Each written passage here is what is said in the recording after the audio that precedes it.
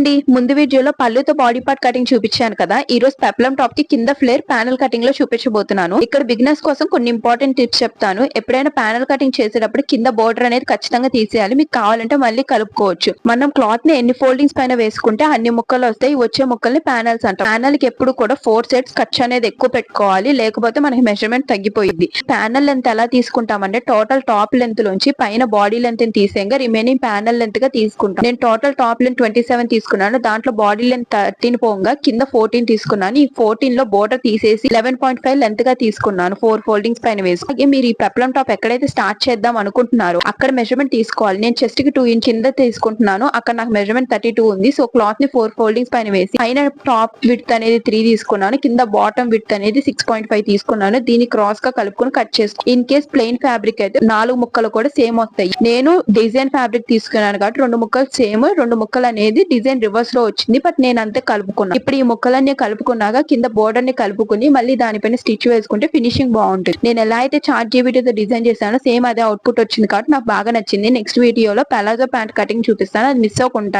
Subscribe చేసుకోండి. ఈ design కనుక మీకు నచ్చింది అనుకుంటే నాకు ఖచ్చితంగా లైక్ చేసి కామెంట్ చేయండి. Thanks for watching.